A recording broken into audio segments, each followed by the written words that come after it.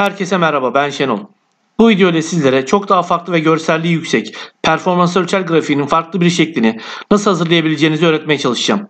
Bu sefer performans ölçer grafiğinin ne işe yaradığı ve kullanım alanları ile ilgili detaylardan, bundan önceki performans ölçer grafiklerinden bahsettiğim için bu videoda uzun uzadıya bahsetmeyeceğim. Bu nedenle direkt olarak nasıl çalıştığına bir bakalım. Bu çalışmamda Listbox kullandım ve yine belli bir aralıktaki verilerin sonuçları gösteriliyor. Ve aylık performans sonuçlarını görüyorum burada. Şimdi Ocağı görüyoruz. Şimdi Şubat'a bakalım. Mart, Nisan, Mayıs, Haziran, Temmuz, Ağustos, Eylül, Ekim, Kasım ve Aralık şeklinde. Şimdi data tablomuza bakalım. Sayfa 2'ye geldim ve burada yine üretim, satış, fire, kapasite ve öğrenci notları olabilir. Herhangi bir veriyi görsel olarak gösterebilirsiniz. Ben buradan yine şunu alıyorum. Sayfa 3'e gidiyorum. Özel yapıştır. Değerleri ve sayı biçimlerini diyorum. Tamam diyorum. Şimdi grafiğimizin hazırlanmasına yardımcı olacak alt verileri hesaplatalım. Şu başlığı alıyorum ve şuraya yapıştırıyorum. Şuraya gösterge yüzde diyorum. Şuraya boş alan yüzde.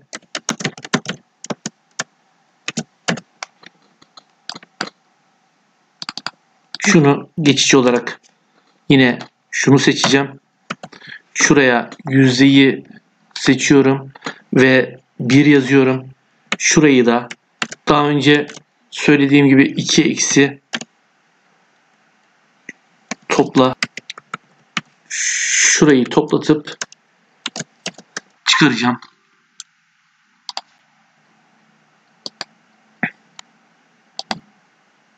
Buradaki 2 değerini daha önceki grafikte açıklayacaktım ama unuttum. Şimdi açıklayayım. Şuradan açıklayayım ben bunu. Burada grafiğimiz bir dairenin yarısı. Normalde dairemiz şu şekilde. Onun yarısı. Yani bu şu anlama geliyor. Burası %100 ise burası da diğer yarısı %100 yani %200 anlamında. Buradaki 2 %200'ü temsil ediyor.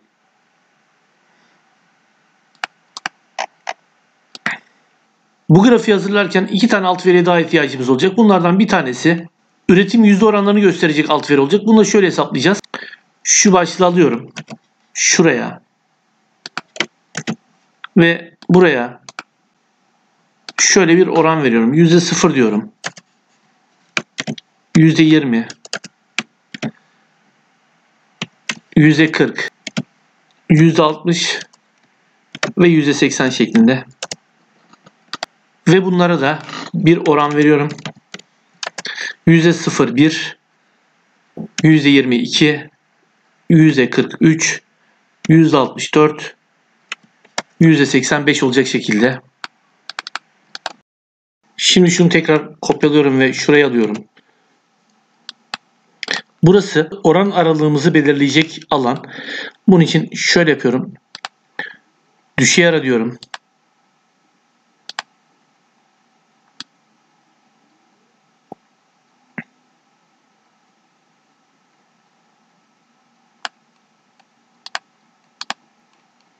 Şuradaki değer, şuradaki değerin Windows F4 ile sabitliyorum.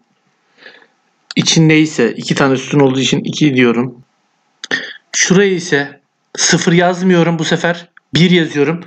Çünkü şuradaki arada kalan değerlerin şunlardan birine denk gelmesini istiyorum. Bunu da şimdi göstereceğim. Örnek veriyorum %93 şu anda burası ve %93 şuraya denk gelen kısım 5 olarak görünüyor. Biz bunu yüzde mesela 19 yapalım. 1'e tekabül etmesi gerekiyor. %20 2 olacak. %39 diyelim. %41 diyelim. Gibi. Şimdi gelelim grafiğimizin en can alıcı hesaplatma kısmına. Şuraya geliyorum. Şuraya oran rengi yazıyorum. Ve şuna 0, 5 tane 1 diyorum.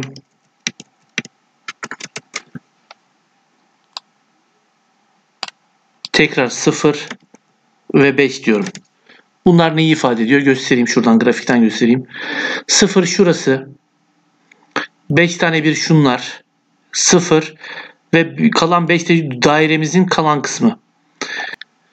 Bir önceki yapmış olduğumuz performans ölçer grafiğinde de anlatacaktım ama unuttum. 5 tane birden bahsetmiştik. O birler şurasıydı. Ve bir tane 5'ten bahsetmiştik. 5 de şu dairenin geri kalan kısmıydı. Tekrar buraya geliyorum. Şimdi burada mantıksal bir formül yapacağız. Buradaki 3 şunu ifade ediyor. Şurada 5 tane birden şuna denk gelmesi gerektiğini ifade ediyor. Peki burası neresi oluyor? Onda da şunu göstereyim. Burası 1, 2 ve 3. Yani şuraya denk gelmesi gereken, yani şu arkadaki renkli kısım buraya denk gelmeli. O yüzden şurasının hiçbir zaman sıfıra denk gelmemesi gerekiyor. Şunu şöyle yapıyorum. Şu eksi 1 diyorum. Yani burada 2 tane geçecek. Şuna denk gelecek anlamında. Burada ise shift eşittir eğer diyorum. Şurası Windows F4 ile sabitliyorum. Eşit 1 ise 1 yaz, değilse 0 yaz.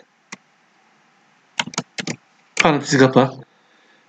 Yine eğer şurası Windows F4 eşit 2 ise git 1 yaz, değilse 0 yaz. Bunu böyle tek tek yapmak yerine daha kolay yapmanın bir yolu var. Bunu göstermek için yaptım. Yani şuraya 1, 2, 3 yaza yaza gidebilirim. Ama düşünün ki bunun daha fazla olduğu durumlarda bu şekilde gitmek pek doğru değil. Hem gereksiz zaman kaybı hem de hatalı işlem yapmamıza neden olabilir. Bunun yerine şunu yapabiliriz. Satır formülünü uygulayabiliriz. Satır şöyle çalışıyor. Şurada göstereyim. Satır diyelim. Şurayı seçelim. Şu şekilde 1, 2, 3, 4, 5, 6 diye gidiyor. Bizim ihtiyacımız olan şu birlerin karşılığında olan değerler. O yüzden şöyle yapalım. Şuraya 1 yazmak yerine satır diyorum. Ve şunu seçiyorum. Şimdi aşağı doğru çektirebilirim bunu. Şurayı da silelim. Şimdi gördüğünüz gibi şuradaki 5 tane birden şu üçüncüye geldi, denk geldi. Şöyle değiştirelim şunu. Bunu 20, 19'ya 15 yapalım. Gördüğünüz gibi 1'e geldi. Doğru olan yere geldi. 50, 55 yapalım. 4, pardon 555 olmuş. 55 yapalım. Doğru. 75 yapalım. Ve 85 yapalım son olarak. Evet. Şimdi gelelim buradaki sıfıra. Buranın her zaman toplamının 10 olması gerekiyor. 10 olmasının sebebi de şu. Burada 5 var. Geri kalan diğer dairemizin kalan kısmı da 5. Yani her zaman 10 olmalı. Burası 10'u geçtiğinde veya eksik olduğunda şuradaki bu renk doğru yere gelmeyecek. Doğru yere gelmesi için şu anda toplamda 10. Ama biz bunu formülle yapmamız gerekiyor. Örnek veriyorum, burayı 1 yaptığımda 6 oldu, bakın görün. Geri alayım şunu. Şöyle yapacağız. Bunu shift eşittir şu eksi topla diyorum. Şuradan çıkaracağız. Yani burası her zaman toplamı 10 yapacak şekilde denk gelecek. Örnek deminki gibi yapalım. 1 diyelim. Bakın burası 4 oldu. Toplamda 10. Yani şurası 0. Bu 1'e denk geldi. Bunlar 0. Burası onu tamamladı. 2 diyelim. Burası buraya denk geldi. Yine toplamı 10 oldu. Geri alalım şimdi. Şimdi grafiği oluşturalım. Bunun için şu boş alana tıklıyorum ve buradan ekleye gidiyorum. Şunu seçiyorum. İçine tıklıyorum ve veri seç diyorum. Buradan ekle. Seri adını yine bunu seçiyorum. Seri değerlerini ise şu 3 değeri seçiyorum. Tamam diyorum. Tamam. Şunları başlığı ve göstergeyi kaldırıyorum. Daha sonra şunu biraz büyüteyim.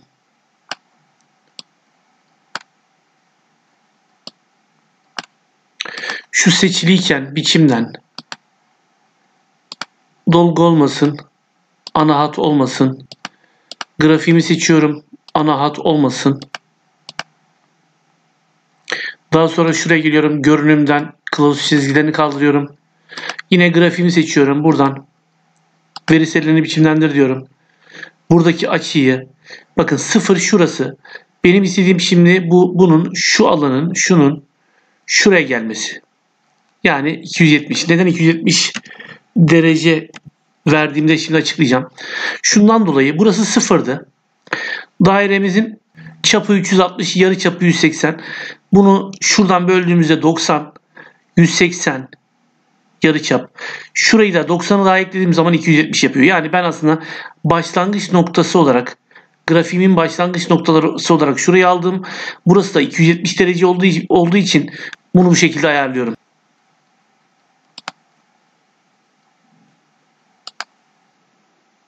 Tekrar grafiğe geliyorum. Şu yeşil alanı çift tıklıyorum ve buradan dolgu yok diyorum.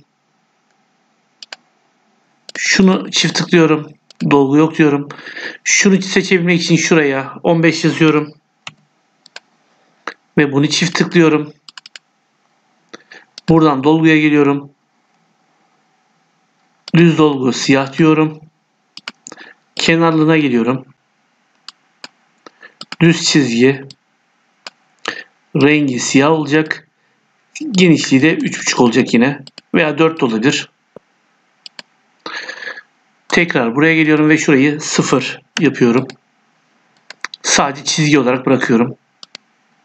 Grafiği tekrar seçiyorum. Buradan veri seç diyorum. Ekle.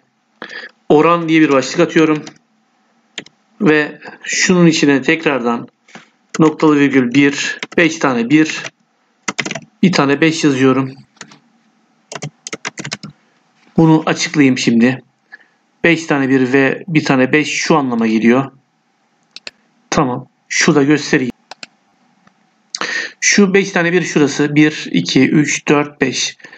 Kalan 5 dairemizin kalan kısmı. Yani burası 5. Bunun karşılığı da 5 olacak şekilde. Grafik seçilirken grafik türünü değiştir diyorum. Buradan şu oranı seçiyorum. Ve halka grafiğe çeviriyorum. Ve şuradan ikinci ekseni seçiyorum. Öne gelmesini sağlıyorum grafiğin. Bakın şuradan da görülüyor zaten. Bunu bu şekilde öne getirmiş oluyorum. Tamam diyorum. Bunu seçiyorum ve sağ klik veriselini biçimlendir diyorum. Buradan açısını 270 yapıyorum. Az önce açıklamıştım bunu. Ve şunu alttaki grafiği seçiyorum. Dolgu yok diyorum. Bunlar seçiliyken şuradan biçimden ana hattını kaldırıyorum.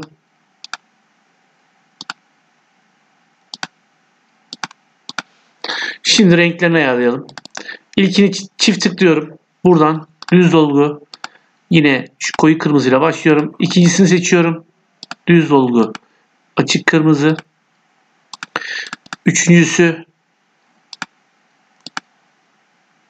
turuncu. Dördüncüsü açık yeşil. Ve beşincisi koyu yeşil. Şu halka grafimizin veriselini biçimlendir diyorum ve delik boyutunu büyütüyorum.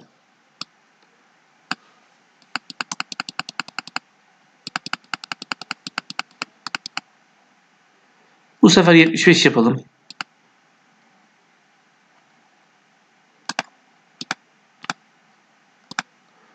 İç grafimi seçiyorum ve büyütüyorum.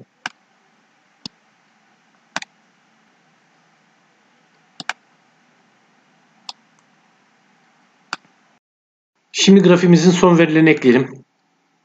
Veri seç diyorum, ekle. Şu oran rengi yazıyorum buraya.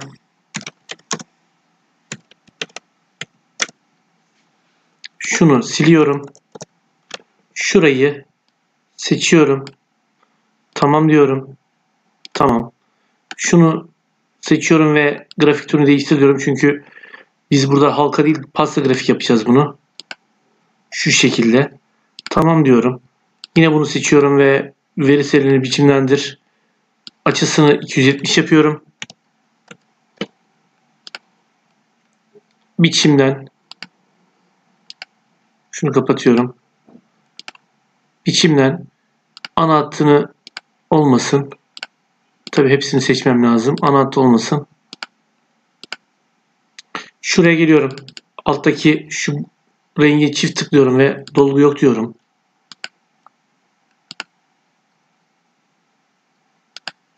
Şuraya geliyorum.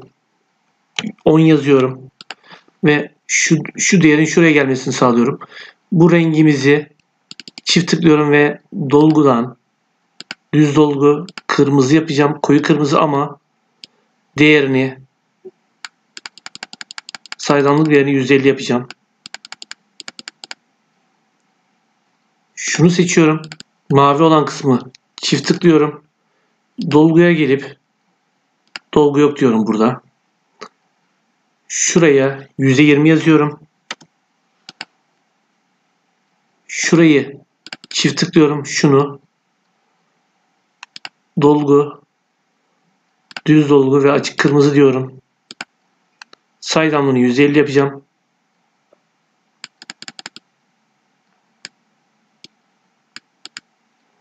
Şuna geliyorum. Şu mavi olan yere.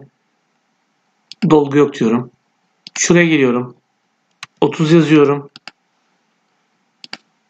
45 yazıyorum. Ve şuraya çift tıklıyorum ve dolgusuna geliyorum. Düz dolgu turuncu diyorum. Saydamlığını 150 yapıyorum.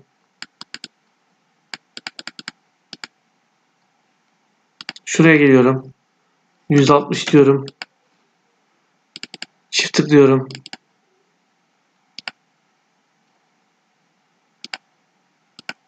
Rengini açık yeşil yapıyorum ve saydamlığını şuradan yazarak 150 yapacağım.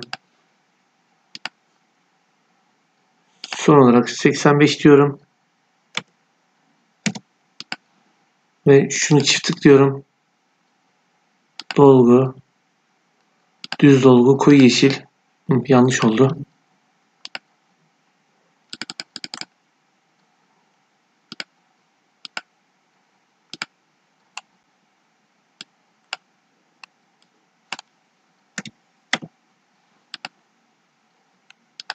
Şimdi tekrar deneyelim. 15 yapalım. 19 20 39 40 59 60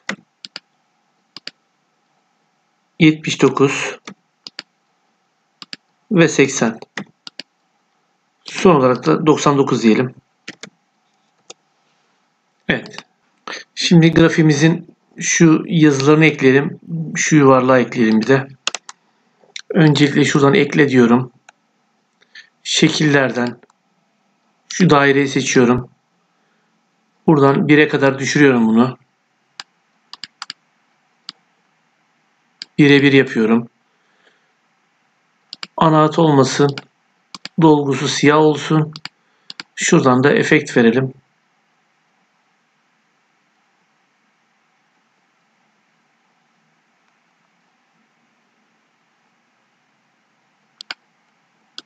Şu olsun.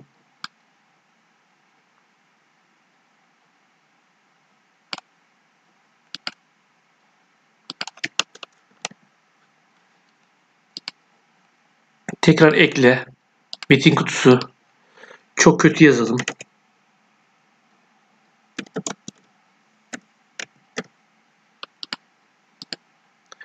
Bunu alıp şuraya yazıyı beyaz yapıyorum.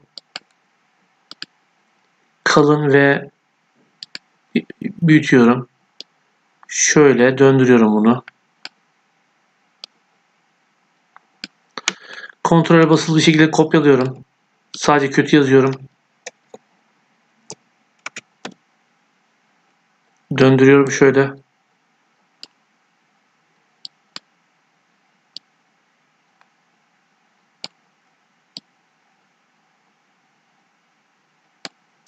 Yine kontrole basılı bir şekilde orta yazıyorum.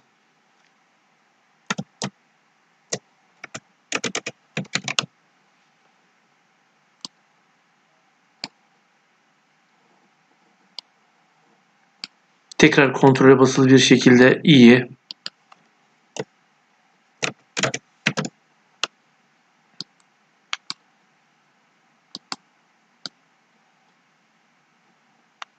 Ve son olarak çok iyi.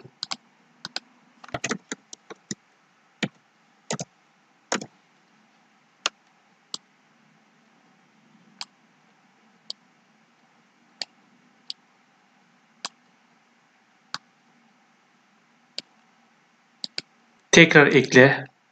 Şekiller. Şunu seçiyorum.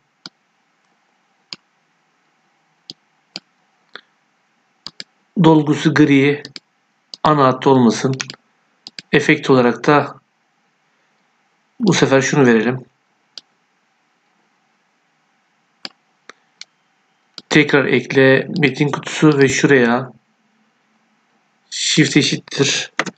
Şunu seçiyorum. Enter. Kalın yapıyorum. Büyütüyorum.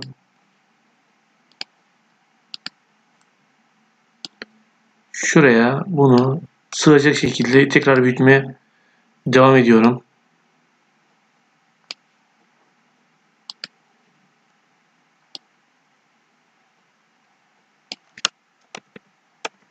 Evet, bu iyidir. Şimdi geliştiriciye geliyorum. Buradan ekleden şunu liste kutusunu seçiyorum ve şuraya ekliyorum. Sağ klik, denetim biçimlendir diyorum. Girdi aralığını şu ayları seçiyorum. Hücre bağlantısı olarak da şurayı göstereceğim. Seçim türü olarak teki seçiyorum. Çünkü bir tane seçmesini istiyorum. Çoklu seçim olmasın. Tamam diyorum. Buraya şimdi şuradan önce boşluğu tıklayalım. Bir tane seçelim ve şuradan değeri görelim. Şimdi şuraya geliyorum. Shift eşittir. Indis formülünü uygulayacağız burada. Şuradaki aralığı seçiyorum. Noktalı virgül. Satır olarak şunu seçiyorum. Parantezi kapatıyorum. Enter. Şimdi istediğim sonuca ulaştım. Şunları beyaz yapıyorum. Görünmesini istemiyorum.